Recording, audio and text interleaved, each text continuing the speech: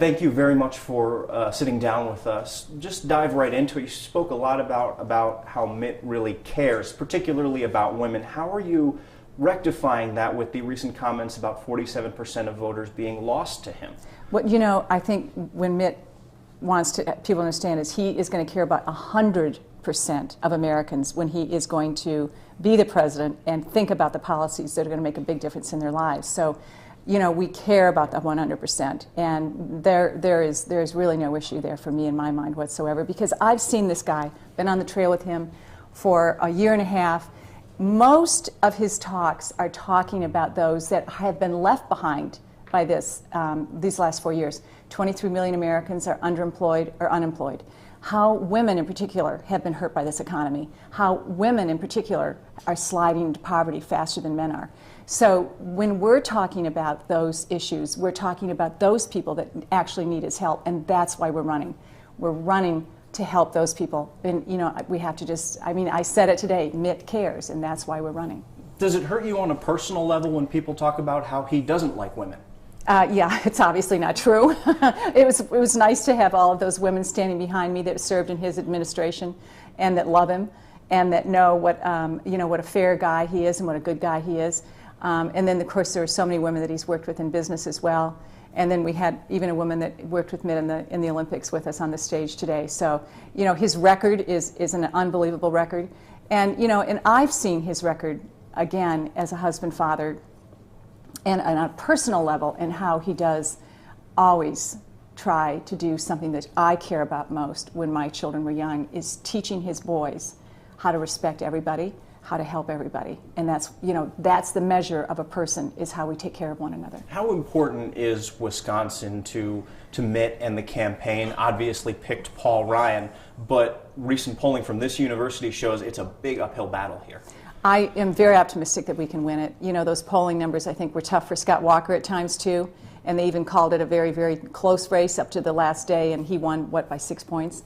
So, you know, we're very optimistic that we will have a good chance in this state, and we hope to win this state. And that wasn't obviously the only determination in picking Paul Ryan.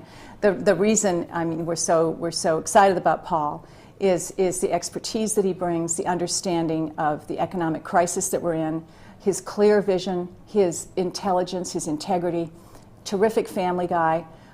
We just thrilled to death with Paul. The campaign has repeatedly said the big measure of this election should be, are you better off than you were 4 years ago? What do you say to people that honestly believe they are better off? Are those just Obama supporters and it is what it is? Well, there are some people that are maybe better off, but it's clearly not the majority of people, because I think the majority of people have seen their incomes decrease. They've seen costs, the cost of food, the cost of gasoline, everything go up. They're being pinched. Everyone's being pinched a little bit tighter, even if they sort of think they're doing all right. And there's the other worry, which is they may have a job now, but they don't know if they're going to have a job tomorrow. So there are a lot of people that even may be employed, maybe thinking everything is okay, but they're worried. And that's what we hear as we go on the trail, a lot of worried folks. Michelle Obama's big initiative to bring healthier food, particularly to those underserved children in beat-up populations in inner cities, has created a little bit of a controversy here with some schools not being able to afford that more expensive, healthier, fresh food. So kind of a two-part question here. What do you think about that controversy and the job she's done? And what do you want to do if you're First Lady? Well, you know, I think Michelle's doing a very good thing, and I think she's bringing attention to some childhood obesity, and we recognize that children really shouldn't be eating as much sugar, and you know that we're concerned about childhood obesity, which brings diabetes and all sorts of health issues for their future lives. So it's a good thing. But you know, I think each First Lady brings their own initiative, and I care very deeply about actually at-risk youth. And part of that would be obesity, but it would also be education. It would also be making sure that they make right choices for their future lives. In addition to that, you know, I have multiple sclerosis and I've had breast cancer. So for me, I will never forget those people that are suffering from that and trying to bring more awareness to those diseases. And that'll be my last question to you. Why in the world are you letting Mitt do this with all you've been through? Don't you just want to spend as much time as possible? I mean, honestly. You know what I'd really like to do? I want to be with my grandkids. You know, I want to enjoy, but I'm loving every minute of this, and I really mean that. I love this country. I feel very, very much committed to making sure that Mitt gets elected, because I think it's such an important election. So I'm enjoying this. November will come, it will go, we'll all be done. I'm sure everyone will be so delighted when the negative ads stop. So there will be an end to this. Mrs. Romney, thank you for your time. I really appreciate it. Thank you.